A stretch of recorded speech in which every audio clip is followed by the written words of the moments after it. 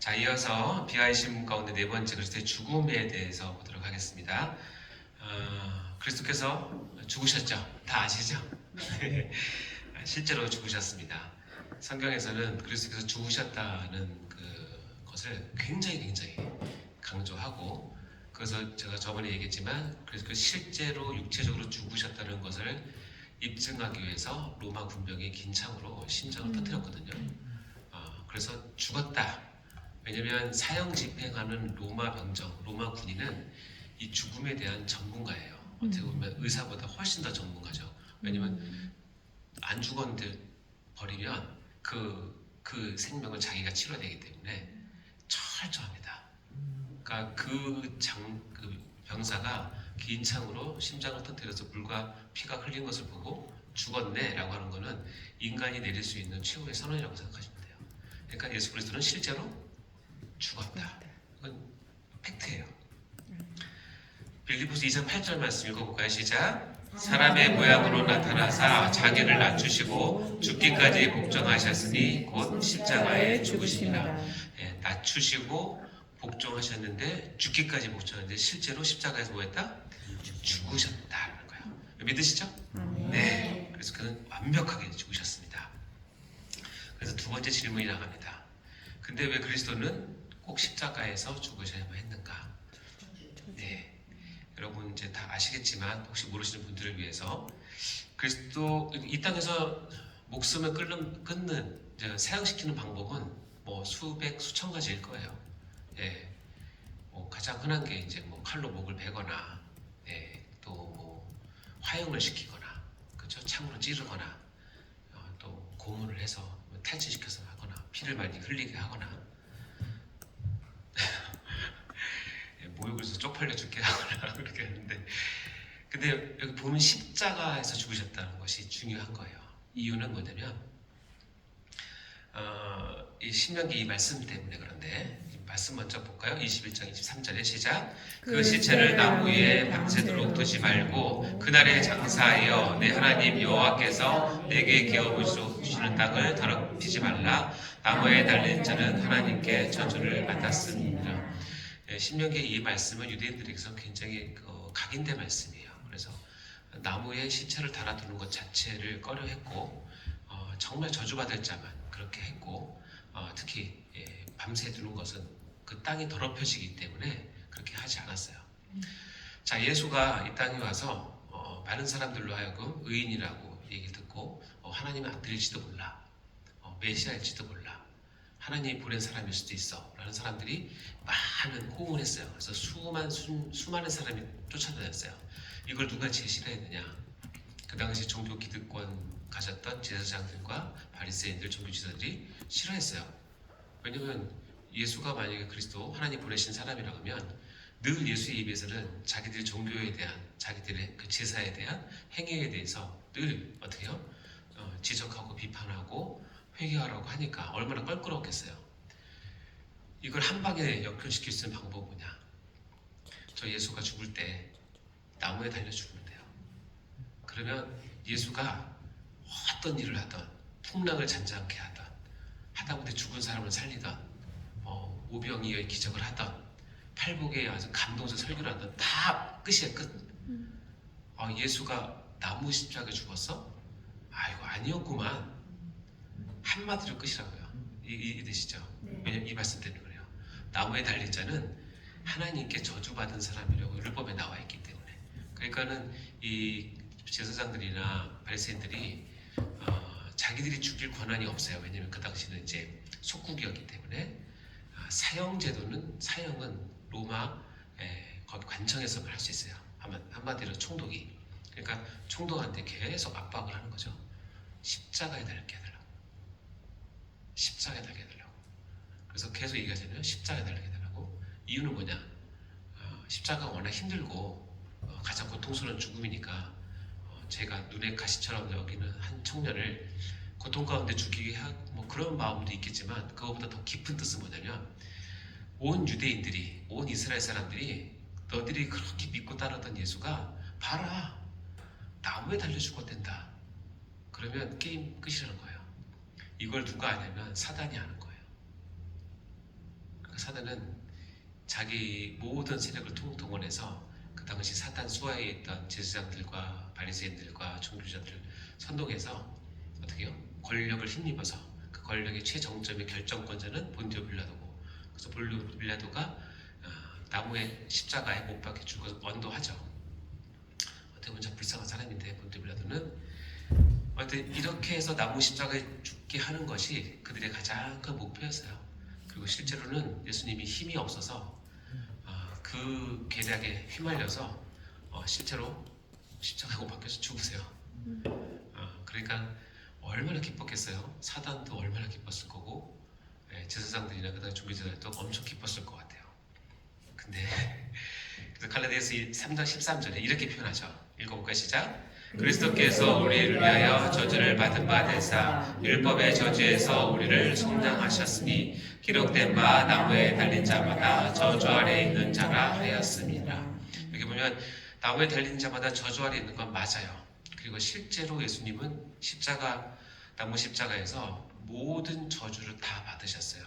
무슨 저주냐면 하나님이 죄에 대해 갖고 있는 감정과 진노와 그 형벌과 이것을 다 쏟아부으셨거든요.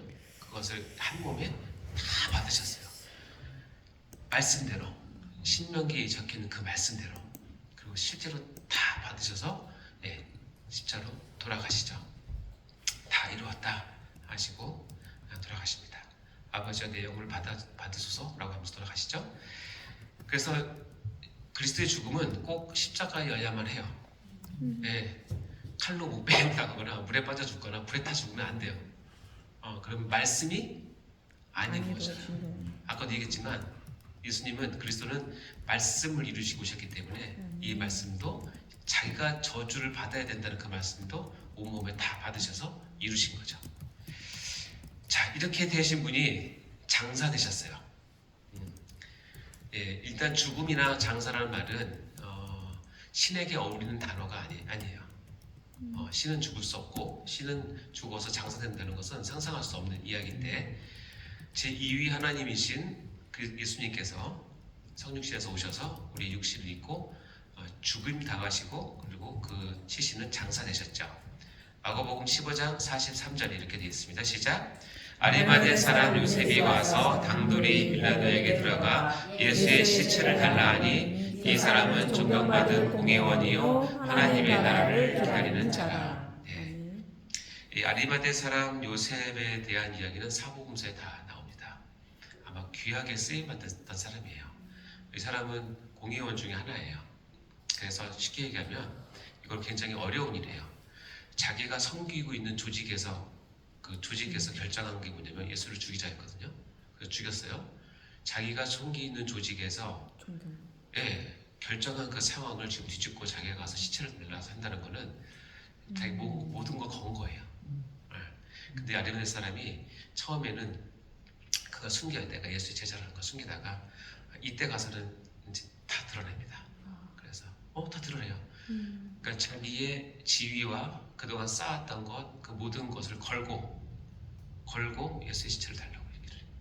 근데 빌라도가 그 말을 들어줘요.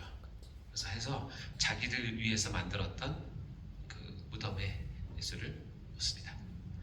참 귀하게 쓰임받는 사람이에요. 천국 가면 인사하세요. 수고하셨습니다. 자, 근데 이제 차이가 있습니다. 사도행전 13장 36, 37절 말씀 시작. 다윗은 당시에 하나님의 뜻을 따라 섬기다가 잠들어 그 조상들과 함께 썩임을 당하였으되 하나님께서 살리신 이는 썩임을 당하지 아니하였나니. 다윗과 예수 그리스도는 너무나 밀접한 관계예요. 다윗의 자손이 예수 그리스도고, 어떻게 보면 다윗은 예수 그리스도의 예표이기도 하니까 아주 극명한 차이가 있는데, 다윗은 죽었어요. 그래서 썩음을 당했어요. 왜? 민간이니까. 근데 보면 하나님께서 살리신 이는 뭐예요? 썩임을 당하지 않는다. 우리 인생은 장사하면 모든 게 끝이에요. 그렇죠? 며칠만 되면 다 흙이 되고 먼지가 되는데, 예수 그리스도는 썩임을 당하지 않는다는 거예요. 뭐가 지금 담겨 있는 거예요? 반전이 있는 거죠. 여러분 영화를 보는데 마지막 장면, 예수님께서 순환 당하고 막 해요. 그 장사를 딱 당했어요. 근데 마지막 자막에 이렇게 장사 되신 분은 썩임을 당하지 않습니다 하고 영화가 딱 끝나. 그러면 그 다음에 뭘 생각해? 아, 저 영화 2편 나오겠다 생각했어. 아, 후편 나오겠구나. 어떻게 썩으면 안 당하지? 모든 인간 썩음 당하는데. 여기가 이제 비하의 신분의 마지막이에요. 그 다음에 뭐예요? 승기로 바뀌면서 이 썩음을 당하지 않고 뭐예요? 부활을 하는 거야. 이 연결고리를 아시겠죠? 네. 2편 들어가겠습니다. 들어가기 전에 사람들이 오해하고 있는 것 중에서 그리스도의 지옥 강하라는 얘기 들어보셨어요? 네. 이게 베드로 전서 3장 19, 20절인데 여기 보면 그가 또한 영으로 가서 옥에 있는 영들에게 선포하니라 라고 되어 있고, 그들은 전에 노아의 날 방주를 준비할 동안 하나님이 오래 참고 기다리실 때에 복종하지 아니하던 자들이라 방주에서 물로 말미암아 구원 얻은 자가 몇 명뿐이니 교회 8명이라 라고 하는 이 구절에 대한 해석 때문에 초대교회 당시에 여러 종류의 사도신경, 그러니까 신경이 있었어요. 신앙을 고백하는 거에 몇 군데에는 이 그리스도께서 죽으신 후에 3일 동안 어디 가 계셨느냐, 사람 너무 궁금하잖아요. 그러니까 이 구절을 바탕으로 지옥에 가셔서 먼저 와에 있던 영혼들에게 복음을 선포했다, 이렇게 이해를 해요. 그리고 카톨릭은 이것을 교리화 만들어서 연옥, 하데스 뭐 이런 걸 해서 구약에 죽었던 하나님의 신자 성도들이, 캐톨릭은 교회에서 영생을 받아야 구원을 가기 때문에, 그 당시 교회가 없었기 때문에 그리스도가 가서 거기서 다 세례를 용서해줘서 천국으로 그때 올라갔다는 얘기를 해요. 그리고 동방전교회도 지옥 강화를 강력하게 믿고, 루터교도 그리스도의 지옥 강화를 믿어요. 근데 우리는 이거를 이렇게 해석하지 않아요. 그러니까 왜 이걸 알려드리냐면, 누군가도 물어볼 거예요 아마. 이걸 해석을 그렇게 그럴듯하지만, 자, 우리 입장을 볼까요? 개혁주의 견해를 한번 읽어볼까요? 시작. 그리스도께서 겟세마네와 십자가상에서 지옥의 고통을 당하셨다는 관념의 표현으로서 보통 상징적으로 해석하고 있다. 발고프 교수가 쓴 거에서 채취한 건데 칼빈도 비슷한 내용을 썼어요. 자, 칼빈이나 개혁주의 입장에서 뭐냐면, 앞에 얘기한 옥에 있는 영들에게 가서 옥으로 내려갔다라고 하는 것은 그리스도께서 겟세마네와 그 십자가상에서 지옥과 같은 고통을 당하셨을 것을 이야기한다. 그것을 상징적으로 얘기한다라고 우리는 해석을 해요. 첫 번째 해석이고, 또 하나의 해석은 뭐냐면, 이 밑에 있는 거랑 연관해서 둘 다 개혁주의선 받아들이는 것 같은데, 옥에 있는 영들이라고 하는 것은 밑에 보면 노아 방주 얘기가 나오잖아요. 노아 방주 전 세계를 심판하기 전에 그리스도의 영이 가서 많은 사람들에게 복음을 구원받을 것을 선포했지만, 많은 사람들이 뭐했다? 믿지 않은 사건을 이렇게 얘기하고 있다. 그래서 그리스도의 영이 가서 그 당시 노아 방주 시대에 많은 사람들에게 복음을 전했지만 복종하지 않고 다 멸망했고, 방주에서 구원받은 사람은 노아 가족 8명 뿐이다라는 그런 얘기로 해석을 할 수도 있어요. 어떤 거든지 어쨌든 그리스도께서 지옥까지 내려갔다라는 것은 우리 입장에서는 받아들일 수 없다. 그거 좀 아시면 돼요. 아시겠죠? 네. 자, 이제 아까도 이제 딱 바뀌었어요. 이제 승기를 보도록 합시다. 자, 우리 표에서 보면 비하의 성육신부터 수복, 순환, 죽음, 장사까지 갔어요. 장사까지 갔는데 안 썩으면 당한대요. 그리고 그것이 가능한 했던 이유는 뭐냐면, 그리스도의 뭐 때문에? 부활 때문에. 승기의 첫 출발은 뭐예요? 그리스도의 부활로 하고, 부활하신 그분이 승천하시고, 승천하신 그분이 올라가셔 하나님의 보좌우편에 앉으신다고 표현되어 있고, 그래서 그렇게 계시던 분이 하나님이 때가 되시면 재림의 주로 우리 가운데 오신다. 그때 오실 때는 연약한 아이의 모습 또는 그런 것이 아니라 우리를 최종 우주를 심판하고 우리를 심판하는 심판주, 재림주로 오신다. 이것이 그리스도의 승기 신분이라고 얘기를 하는 거죠. 어떻게 보면 이 승기 신분 중에 첫 출발이 가장 중요한데 부활이에요. 우리가 비하의 첫 출발은 성육신이 중요했듯이, 그리고 클라이막스는 죽음과 장사이듯이 승리는 그리스도의 부활부터 시작이 된다는 것이죠. 그래서 보면 승귀의 신분이라고 해서 높아진 신분이라고 말씀을 드렸고, 그리스도의 부활, 승천, 하나님 보좌 우편에 앉으심, 그리스도의 재림으로 된 것이 승리의 신분입니다. 자, 신분이 이렇게 정해져서 이 네 가지 컨디션이 나왔다고 아까 제가 서론에서 말씀드렸잖아요. 자, 볼까요? 그리스도의 부활을 볼게요. 예수님은 자기 자신을 아예 부활이라고 명령을 하세요. 요한복음 11장 25절 시작. 예수께서 이르시되 나는 부활이요 생명이니 나는 믿는 자는 죽어도 살겠고 나는 부활이래요. 아예 그냥 그 자체로 부활이래요. 예. 이 말을 처음 들은 사람들은 잘 이해를 못했을 수도 있는데 이제 모든 계시가 이제 종결이 되고 완성이 된 지금에서는 아, 예수님 부활이구나 하는 것은 이거는 큰 의미입니다. 무슨 뜻이냐면 하나님 아버지께서 성삼위 하나님께서 계획하셨던 사랑하는 저와 여러분의 구원을 마지막 종지부 찍는 것이 뭐냐면 부활이기 때문입니다. 그래서 나는 부활이다 이 말은 내가 구원의 완성 끝이다라고 선언하는 것과 같다는 뜻이에요. 자, 이유는 무엇인가? 그리스도의 부활은 굉장히 중요합니다. 그리스도께서 언약의 응으로서 율법의 모든 요구를 다 응하셨다라고 하는 성부의 선언으로 부활을 시켜주신 겁니다. 다시 얘기하면 아까 그리스도께서 율법 아래 오셔서 복종하시고 그 안에 오셨잖아요, 수복으로. 그런데 그것을 다 이루셨다라고 하는 성부의 선언으로 나온 것이 뭐냐면 그리스도의 부활이에요. 그래서 이 그리스도의 부활은 신자들의 칭의와 중생 그리고 부활의 원인이 되고 근거가 됩니다. 자, 그러면 세 번째 질문인데, 근데 왜 꼭 부활하셔야 되죠?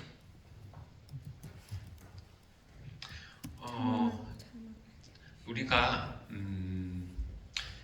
우리의 구원이 예수님께서 이제 우리 죄를 위해서 순환 당하시고 십자가에서 고난 당하시다가 죽으셨잖아요.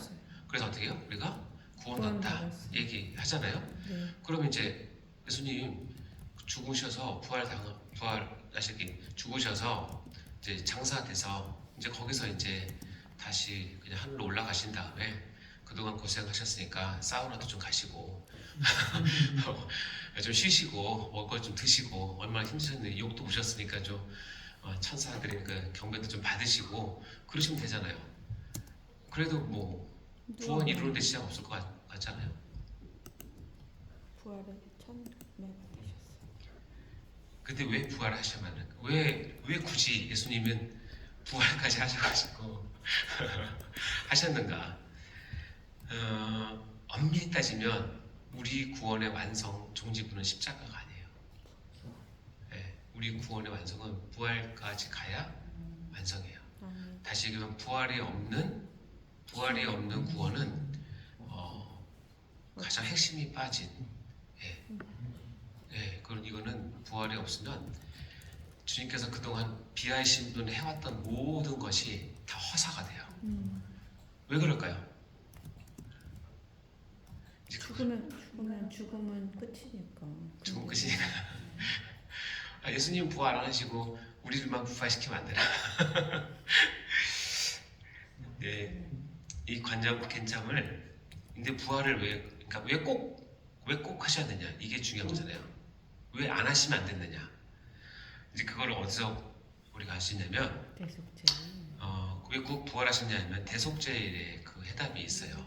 대속죄일이 뭐냐면 이스라엘이 하나님께 성막을 통해서 제사와 상번제도 드리고 절기도 드리고 할 때 이스라엘이 드리는 제사 중에서 가장 중요하고 가장 큰 제사가 뭐냐면 대속죄일이에요. 1년에 한 번 전 하나님 나라 백성, 이스라엘 백성의 죄를 한꺼번에 속하는 날이에요. 이날은 민족적인 아주 큰 행사죠. 이때 대제사장이 살아나야만 온 이스라엘 속죄가 확증되기 때문에 그렇습니다. 자, 하나씩 볼까요? 여러분 그 구약의 이제 성막을 보면 지성소, 휘장을 두는 지성소가 있죠. 그리고 성소가 있죠. 성소들이 있잖아요. 자, 일반 제사장들은 어디까지 들어가냐면 성소까지만 들어가요. 일반 백성은 성소 못 들어가고 밖들까지 있죠. 자, 그런데 1년에 한 번 지성소에는 뭐가 있냐면 법궤가 있고 법궤 위에 속죄소라고 덮개가 속죄소. 있고 이 속죄소는 우리가 다른 별칭으로 시은자라고 해요. 은혜를 베푸시는 자. 그리고 그거를 다른 말로 별칭인데 뭔지 아세요? 하나님의 발등이라고 그래요. 맞아. 여호와의 발등상. 발등. 뭐냐면 유대인 개념에는 그 덮개 위에 그 그룹이 이렇게 두 개가 날개를 펴고 있고 그들의 관점은 하나님께서 엉덩이를 날개 위에 딱 깔아앉고 발을 딱 앉아서 좌정한다고 생각을 해요. 그래서 거기를 뭐라 그러냐면 은혜가 나오는 곳 또는 하나님의 발등상이라고 얘기를 해요. 시은자. 그게 이제 그거예요. 그러니까 어쨌든 지성소 안에는 하나님이 계신다라고 믿었어요. 그리고 실제로 계셔요. 아시겠죠? 여기 1년에 딱 한 번 누가 들어가요? 대제사장만 들어가요. 자, 그럼 1년에 딱 한 번 들어가는데 진짜 한 번 들어가느냐? 진짜 한 번 들어갈까요? 그렇지 않아요. 보면 레위기 16장 12절 13절에 보면 자, 첫 번째 대속죄일에 대제사장이 향로를 가져다가 여호와 앞 제단의 피음불을 그것을 채우고 곱게 간 향기로운 향을 두 손에 채워가지고 휘장 안으로 들어가요. 이제 첫 번째 들어갔어요. 대제사장이 첫 번째 휘장을 열고 들어가요. 근데 손에는 뭐가 있어요? 향로가 있어요. 거기서 향이 막 나오죠. 딱 나오면 어떻게 해요? 이거를 막 흔들어서 거기를 뿌옇게 해요. 왜 그랬을까요? 거기는 하나님이 여호와 계시기 때문에 대제사장과 여호와가 얼굴을 맞대면 제사장이 죽기 때문에 그걸 막기 위해서 뭐예요? 뿌옇게 향로를 피워요. 이봐요. 여호와 앞에 분향하여 향연으로 증거궤 위 속죄소를 가리게 할지니. 증거궤 위 속죄소가 뭐냐? 하나님이 앉아 계신 자리라고 생각했다 그랬잖아요. 거기를 뿌옇게 해서 안 보이게 했어요. 안 보이게. 그리하면 그가 죽지 아니할 것이에요. 그거 보면 안 돼요. 네. 자, 첫 번째 들어왔죠. 그리고 나왔죠.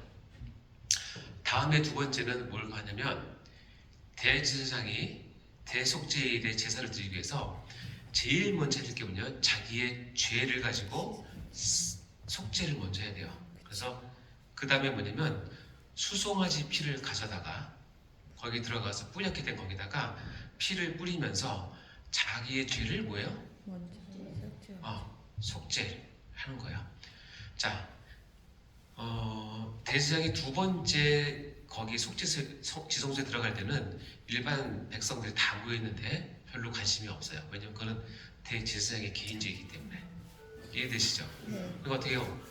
대제사장이 만약에 들어가서 피를 뿌리고 대제사장이 거기서 만약에 못 나왔어.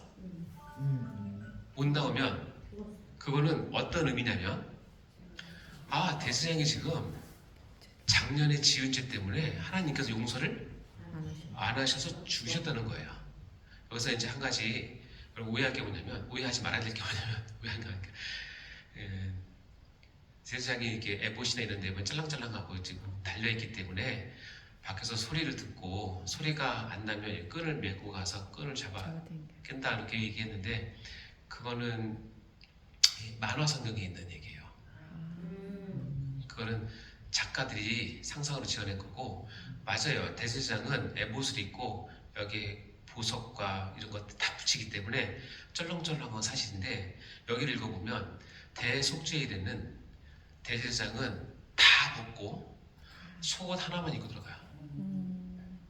소리가 안 나요. 그럼 뭐냐면 밖에서 귀 많은 사람들이 대제사장이 움직이는 발소리를 듣는 거예요. 네, 발소리 듣고 일정 기간 발소리가 안 난다. 그러면 죽은 걸로 생각하고 미드라시 되는데 뭐 뒷구름길 들어가서 시체를 끌고 나와야 돼요. 네, 그러면 뭐 그거 보면 안 돼. 속죄서 보면 죽으니까. 그래서 끌고 나와요. 그러면 난리 난 거예요. 일단 우리 죄를 대신한 중보자인 대제사장이 죽었기 때문에 대제사장을 다시 위임을 해야 되고 다시 해야 되고 그 대제사장 얼마나 떨리는 마음으로 준비하겠어요? 그게 두 번째 거예요. 저 뭐냐면 대제사장이 어쨌든 자기 죄를 위해서 들어가서 살아서 나왔어요. 그거는 무슨 뜻이에요? 대제사장의 죄가 하나님께서 보시기에 용서했다는 뜻이고 우리도 죽었어요. 제사장의 죄를 용서 안 했다는 뜻이에요. 그럼 누가 묻지 않아도 그게 성립이 되는 거예요. 이해되시죠? 자, 이렇게 해서 두 번째까지 했어요. 대제사장이 나왔어요. 자, 이제부터 긴장이 되는 거예요. 왜냐면 백성을 위한 속죄 이제 양을 잡아요. 하나는 아사셀로 보내고 하나는 여기서 잡아가지고 그 피를 가지고 휘장으로 다시 들어가요. 그러니까 이제 이게 세 번째 들어간 거죠. 세 번째 들어갔어요. 그래서 피를 뿌려요. 뭐 2, 30분 걸릴지 모르겠는데 했어요. 근데 봐요. 제사장이 들어가서 우리 백성의 죄를 다 안고 하나님께 들어가서 죄를 용서하면서 피를 뿌리고 막 했는데 발소리가 끊쳤어. 5분 지나도 10분 지나도 발소리가 안 나. 그럼 이건 이제 아주 민족적인 게 저거예요. 재앙이죠, 재앙. 하나님이 우리 민족을, 우리 백성을 용서하지 않았다는 뜻이니까. 아, 그럼 어떻게 돼요? 다시 끄집어내서 제사장을 다시 세우고 일정 기간, 회개 기간을 갖고 죄에 뒤집어 쓰고 그걸 하고 다시 해야 되는 거예요. 자, 그런데 제사장이 들어가서 세 번째 들어가서 백성을 위한 죄를 다 하고 있는데 딱 시간이 지나서 30분, 40분 지나서 휘장문이 싹 열리면서 대제사장의 발이 쑥 보여요. 성막문이 열리면서 쑥 보여요. 그건 어떤 의미예요? 제가 그렇죠. 대제사장이 살아나왔다는 의미는 뭐냐면 우리 죄가 뭐했다? 사함 받았다라고 하는 공인이에요. 이스라엘 사람들은 이거를 머릿속에 갖고 있는 거예요. 이해되시죠? 네. 그러니까 어떻게 해요? 이 대속죄일에 보면 세 번 대제사장이 들어갈 동안 살아나온다라고 하는 것은 하나님께 용납이 되었고 죄 용서를 받았다라고 하는 징표로 여겨지는 것이고 그렇지 않고 죽어나오면 하나님 용서하지 않았다는 뜻이에요. 이해되시죠? 그래서 레위기 16장 17절에 보면 7번 시작. 그가 지성소의 속죄로 들어가서 자기와 그의 집안과 이스라엘 온 회중을 위하여 속죄하고 나오기까지는 누구든지 흠하게 있지 못할 것이며 자기와 자기 집안과 이스라엘 온 회중을 속죄하고 나오기까지 이게 나와야 뭐냐면 나와야 제사가 완성이 되는 거고 우리 죄가 용서받았다는 뜻이에요. 아멘? 자, 이게 되면 히브리서가 이제 이해가 돼요. 히브리서 9장 7절을 봐요. 오직 둘째 장막은 대제사장이 홀로 1년에 한 번 들어가되 자기와 백성의 허물을 위하여 드리는 피 없이는 아니하나니. 그러니까 과거에 대제사장이 혼자 1년에 한 번, 이 한 번이라는 것은 한 사이클 얘기예요. 이 사이클은 세 번이죠. 세 번 사이클이에요. 처음에 향을, 두 번째 자기 죄를 위해서, 세 번째 백성의 죄를 위해서 이게 한 사이클로 한 번 들어간 거예요. 이렇게 대속죄일의 완성이고 이렇게 해야 나와 온 백성이 죄가 용서되는 거예요. 이 개념이 있는 유대인들에게 예수가 죽었어요. 우리 위해서 죽었대요. 근데 안 살아나와. 그럼 하나님이 용서했다는 확증이 없죠. 그렇죠. 그러면 아무것도 아니에요. 아무것도 아니다니까. 이건 유대인들은 못 믿어. 헬라인은 믿을 수 있지만 야, 너 예수가 우리를 위해서 죽었다며. 근데 죽고 끝났어? 그게 뭐야? 이거죠. 이해되십니까? 네. 히브리서 7장 27절 볼까요? 시작. 그는 저 대제사장들이 먼저 자기 죄를 위하고 다음에 백성들의 죄를 위하여 날마다 제사 드리는 것 같이 할 필요가 없으니 이는 그가 단번에 자기를 드려 이루셨습니다. 자, 위의 내용은 금방 제가 설명한 내용이에요. 자기 죄를 위해서 백성의 죄를 들어갔잖아요. 근데 이는 그는 누구냐면 그리스도예요. 그리스도는 단번에 들어갔대요. 이유 왜 단번에 들어갔다고 표현할까요? 한 번 들어가셨어요. 첫 번째 기억해 보면 대제사장이 향을 갖고 들어가잖아요. 인간 대제사장은 향을 갖고 들어가서 하나님과 대면해 보면 안 되기 때문에 향을 피우죠. 가리죠. 그런데 예수님은 하나님이세요. 가릴 필요가 있어요, 없어요? 없어요. 첫 번째 들어갈 필요가 없죠. 이해되시죠? 죄가 없어요. 두 번째는 뭐냐면 자기 죄를 위해서 들어가잖아요. 대제사장은 인간 대제사장은. 예수님은 뭐예요? 인간인 시대 뭐가 없어요? 죄가 없으니까 두 번째 들어갈 필요가 없어요. 그럼 마지막에 뭐예요? 자기 백성을 위한 죄만 가지고 단번에 들어가는 거예요. 한 번에. 원래는 3번 들어가야 완성되는 제자가 이 두 가지는 예수 그리스도에 해당이 안 되는 거예요. 예수 그리스도의 본성과 신성과 인성과 그걸 다 보자면 어때요? 자기 죄를 위해서 한 번에 들어가는 것으로 마무리하시는 거예요. 영원히. 그게 부활하시던 이유예요. 이렇게 해야 유대인이나 헬라인이나 누구나 예수가 우리를 위해서 죽었어. 근데 살아나셨어. 이 얘기가 뭐냐면 하나님이 우리의 죄를 이 예수를 통해서 속죄해 주셨구나 것의 확증이에요. 그래서 반드시 예수님은 부활하셔야만 해요. 아시겠죠? 네. 우리의 구원은 십자가로 완성된 게 아니에요. 네, 부활해서 완성이 되는 거예요. 자, 그럼 이 말씀은 이제 이해가 되실 거예요. 이 말씀 읽으면 시작. 고린도전서 15장 시작. 만일 죽은 자가 다시 살아난 일이 없으면 그리스도도 다시 살아난 일이 없었을 터이요. 그리스도께서 다시 살아난 일이 없으면 너희의 믿음도 헛되고 너희가 여전히 죄 가운데 있습니다. 이 말씀을 그대로 보면 그거예요. 예수님께서 십자가에서 진짜 우리를 위해서 처참하게 돌아가셨어요. 근데 다시 살아난 일이 없으면 문제가 뭐냐면 우리 믿음도 헛되지만 그 다음 말이 더 무서워요. 너희가 여전히 죄 가운데 있다는 거예요. 죄가 해결이 안 됐다는 거예요. 피를 흘리셨는데 예수님께서 피까지 흘리셨는데 살도 찢기셨는데 근데 부활이라고 하는 하나님의 확증이 없으면 그것이 우리의 죄를 사할 수가 없다는 거예요. 따라서 부활은 승리의 첫 출발이긴 하지만 이것은 우리 구원의 완성이에요. 조만간 부활절입니다. 그걸 기념하시면서 생각하시면서 주님께서 무엇을 하셨는지 하나님께서 우리 구원을 위해서 어떤 일을 계획하시고 어떤 일을 하셨는지를 묵상하시는 그리고 또 그것을 따르는 여러분 다 되시기 바라요. 아멘. 자, 다음에 세 번째 세션 들어가도록 하겠습니다.